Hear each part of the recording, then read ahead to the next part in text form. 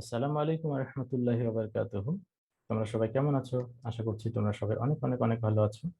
তো আজকে আমরা রিস্ক এন্ড রিটার্ন অধ্যায়ের ক্লাস নাম্বার 5 এটি নিয়ে কথা বলবো এবং এই ক্লাসে আমরা দেখার চেষ্টা করব বিভিন্ন সালে আসা ছোট ছোট অঙ্কগুলো, যেগুলো পার্ট বি তে সহচরাচর দেখা যায়, এবং বিভিন্ন সূত্রের ব্যবহার। তো চলো দেখা যাক। প্রথমেই যে অঙ্কটা আমরা দেখব, আমরা ইতিমধ্যেই বেশ কিছু অঙ্ক দেখিয়েছি, এটি 9 নম্বর তালিকায় পড়বে। প্রবলেম নাম্বার 9, এটি 2016 সালে এসেছিল অ্যাকাউন্টিং ডিপার্টমেন্টে। RFL company limited has a বেটা অফ 1.6। আরএফএল কোম্পানির বেটা আছে 1.6। The risk rate, the risk free rate of return is 8%। Risk free rate of return দেওয়া আছে 8%, যেটাকে আমরা আরএফ শিরোনামে সীমাবদ্ধ করি। বেটার মান পেয়েছি আমরা 1.6, আরএফ এর মান পেয়েছি 8%। রিস্ক প্রিমিয়াম আমরা যেটা আগেই শিখেছিলাম, এটি হচ্ছে 6% দেওয়া আছে। তো রিস্ক প্রিমিয়াম বলতে কি বোঝায়? কে এম মাইনাস আর এফ, এই কথাটুকু একত্রে বলা হয় risk premium. Determine the cost of common stock of RFL company using CAPM. CAPM বলা থাকলে আমরা জানি এক্সপেক্টেড রিটার্ন সূত্র কি লিখতে হয়। তো তার আগে কি কি তথ্য দেওয়া আছে? আরএফ এর মান দেওয়া আছে 8%, সেটা আমরা পেয়েছিলাম, লিখলাম। বি দেওয়া আছে 1.6, সেটিও আমরা লিখে নিলাম, বেটা। এবং কে এম মাইনাস আর এফ একত্রে 6% আছে, কিন্তু এক্সপেক্টেড রিটার্নের মান দেওয়া নাই, সেটি আমরা বের করব। তো এক্সপেক্টেড রিটার্ন সূত্র আমরা লিখে নিলাম, যেহেতু সিএপিএম পদ্ধতি বলা আছে। সুতরাং আরএফ এর মান হবে আরএফ প্লাস বি, মানে এক্সপেক্টেড রিটার্ন সমান সমান আরএফ প্লাস বি ইন্টু কে মাইনাস আরএফ। তো আমরা মান বসাচ্ছি, আরএফ এর মান, বি এর মান 1.6, কে মাইনাস আরএফ এর মান একত্রে রিস্ক প্রিমিয়াম বলা হয়, সেটা মান 6% আছেই। 1.6 গুণন 6 করলে যা আসবে তার সাথে 8 যোগ করলে আমাদের 70.60 চলে আসবে। তো এটি হচ্ছে এই প্রশ্নের আনসার। এরপর আমরা যে অঙ্কটা দেখবো, এটা সিরিয়াল নাম্বার 10 আসবে। A firm's risk-free rate 7%. একটা ফার্মের risk-free rate 7%. Okay.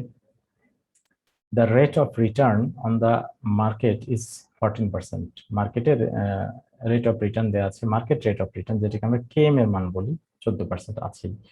And the বেটা 0.65, এবং বেটা দেওয়া আছে 65। What is the expected return based on the CAPM? CAPM পদ্ধতিতে এক্সপেক্টেড রিটার্ন কত, এইটা আগে আমরা বের করব, বাকিটুকু পরেই পড়বো। চলো। আরএফ এর মান 7% আছে, কে এম এর মান 14%, বির মান 65 দেওয়া ছিল 0.65, আর ইআর এর মান 9। এতটুকু তথ্য অনুযায়ী এক্সপেক্টেড রিটার্ন আমাদের বের করতে বলেছে। তো আমরা জানি এক্সপেক্টেড রিটার্ন সমান সমান B into K M minus R F. তো বির মান বসাচ্ছি আমরা, কে আর এফ এর মান বসাচ্ছি 7, বির মান 0.65, কে এম এর মান 14 এবং আর এফ এর মান 7। বসানোর পর ক্যালকুলেশন করলে আমরা পাবো 11.55। তো এটি 11.55 হচ্ছে এক্সপেক্টেড রিটার্ন এর উত্তর। এরপরে বলেছে যে if another stock has an expected return 24%, যদি অন্য একটা স্টকের এক্সপেক্টেড রিটার্ন 24% হয়, হোয়াট উইল বি ইটস বেটা? এর বেটা কত হবে? লক্ষ্য করো, অঙ্কটা কিন্তু 2017 সালে জাতীয় বিশ্ববিদ্যালয়ে এসেছিল। এই টাইপের অঙ্ক শুধু 17 সালে নয়, এর আগেও একাধিকবার, অনেকবার এটা আসছে। তো আমাদের পরে অপশনটা কি বললো ওরা? যদি অন্য একটা স্টকের এক্সপেক্টেড রিটার্ন 24% হয়, তাহলে বেটা কত? অর্থাৎ বেটা বের করতে হবে, বাকি তথ্য সব ঠিক থাকবে। তাহলে কি বের করবো আমরা? আমরা লিখবো আরএফ এর মান 7%, কে এর মান 14, বেটা মান নাই, বের করতে হবে, এবং এক্সপেক্টেড রিটার্নের মান দেয়াই আছে 24, এটা বলেই দিছে 24% হবে। তাহলে বেটা কত হবে? যদি এক্সপেক্টেড রিটার্ন 24 হয়, তাহলে বেটা কত? তো আমরা সূত্র জানি যে এক্সপেক্টেড রিটার্ন আমরা এগেন দিয়ে লিখবো যে আরএফ প্লাস বি ইন্টু কে মাইনাস আরএফ। তো আমরা এক্সপেক্টেড রিটার্ন মান বসাচ্ছি 24%, আরএফ এর মান 7, বির মান নাই, এটা চাওয়া হয়েছে, কে এর মান 14 এবং আরএফ এর মান 7। এরপর আমরা যদি ক্যালকুলেশন করি, এদিকে 24 ঠিকই থাকবে বামে, এর 7 আর 14 থেকে 7 বিয়োগ করলে অবশিষ্ট 7। এরপর আমরা 7কে বাম পাশে নিয়ে আসবো, এদিকে সমান সমান বি গুণন 7 থাকবে। এরপর বিয়োগ করলে 17 হবে, 7 গুণন থাকলে অপোজিটে ভাগ হবে, ভাগ করলে আমরা পাবো 2.429। তো এটি হচ্ছে বেটা, এটি হচ্ছে এই প্রশ্নের উত্তর। চলো আমরা আরো অঙ্ক দেখবো। এরপর অঙ্কটা প্রবলেম নাম্বার অনুযায়ী 11 হবে, এটি 2015 সালে এসেছিল। You have the following two investment opportunities of X and Y. তোমার দুটি ইনভেস্টমেন্ট অপরচুনিটি, সুযোগ সুবিধা আছে, সেটা একটা এক্স আর একটা ওয়াই। ওকে। ইকোনমিক কন্ডিশন দেয়া আছে, একটা গুড একটা ব্যাড। প্রবাবিলিটি 0.5, রিটার্ন এক্স এর জন্য 50% এবং ওয়াই এর জন্য, রিটার্ন এক্স এর জন্য 50% এবং পরেরটা নাই। ওয়াই এর জন্য শুরুতেই নাই এবং পরেরটা 50%। তো আমার এমন তো অবস্থায় কি বের করতে বলা হয়েছে, আমাদের বলছে যে এক্সপেক্টেড রিটার্ন বের করতে। Calculate to expected return. আমরা বের করবো এক্সপেক্টেড রিটার্ন গুলো কিভাবে, চলো দেখি। তো প্রথমেই এমন অঙ্কের ক্ষেত্রে শুরুতে আমরা সূত্র লিখবো যে এক্সপেক্টেড রিটার্ন সূত্র হচ্ছে R1 গুণন P1 R2 গুণন P2। তো আমাদের যেহেতু দুটো করে মান আছে, আমরা হেয়ার দিয়ে লিখে নেব P1 এর দুটো P এর মান কিন্তু প্রবাবিলিটি কিন্তু দুটি সেম, 0.50 0.50। আর এর দুটি মান এক্স এর জন্য, একটা হচ্ছে 0.50, পরেরটা কিন্তু শূন্য। R1 হচ্ছে 0.50 বলা যাবে এবং R2 হচ্ছে 0.0। প্রবাবিলিটি P1 হচ্ছে 0.50, P2 হচ্ছে 0.50। তো এই চারটা মান নিয়ে আমরা এক্সপেক্টেড রিটার্ন বের করবো। বের করছি, আমরা মান বসাচ্ছি সূত্রে। মান বসানোর পর যদি আমরা ক্যালকুলেশন করি তাহলে এটা কিন্তু শূন্য হয়ে যাবে। এটি 5 5 গুণ করলে 0.25। তো এই 0.25 হচ্ছে এক্সপেক্টেড রিটার্ন এক্স এর উত্তর।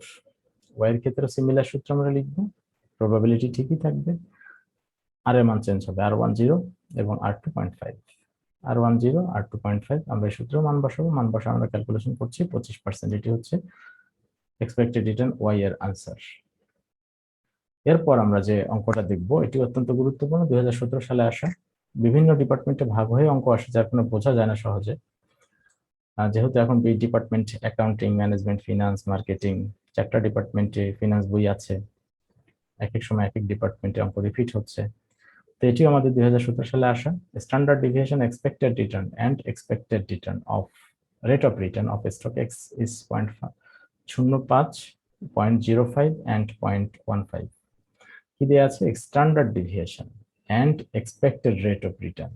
তাহলে প্রথমটা হবে স্ট্যান্ডার্ড ডিভিয়েশনের মান 0.05 এবং পরেরটা হচ্ছে expected rate of return of stock x এর জন্য। তাহলে এটা স্ট্যান্ডার্ড ডিভিয়েশন, এটা হচ্ছে এক্সপেক্টেড রিটার্ন, রেসপেক্টিভলি মানে যথাক্রমে। whereas the standard deviation and expected rate of return of y stock y এর জন্য সিমিলারলি এটা হচ্ছে স্ট্যান্ডার্ড ডিভিয়েশন y এর, এটা হচ্ছে এক্সপেক্টেড রিটার্ন y এর যথাক্রমে। compute the coefficient of variation and which stock do you recommend to buy। আমাদের সিভি বের করতে বলা হয়েছে এবং কোথায় আমরা টাকাটা বিনিয়োগ করব, কোন স্টকটাতে, সেটিও আমাদের কাছে কমেন্ট করতে বলা হয়েছে। তো expected return coefficient of variation for stock x, এটা একটা শিরোনাম আমরা দিয়ে দিব, যেহেতু আমরা প্রথমে এক্সেটটাই করব। তো সিভি সমান সমান SD divided by expected return গুণন 100।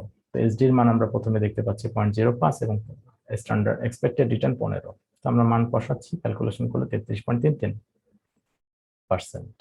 এবার coefficient of variation for stock Y এর জন্য সূত্র সিমিলার। ওয়াই এর জন্য কি বলেছে, এটা হলো এসডি এর মান এবং এটা হচ্ছে ইআর এর মান। এসডি মান আমরা বসাচ্ছি, ইআর এর মানও বসাচ্ছি, ক্যালকুলেশন করলে 44.44। আমাদের জানতে চাওয়া হয়েছে, প্রথমে বের করতে বলা হয়েছে সিভি, সেটা আমরা বের করলাম, এবং কোথায় টাকা বিনিয়োগ করবো সেটা জানতে চাওয়া হচ্ছে। অবশ্যই যেটা সিভি কম।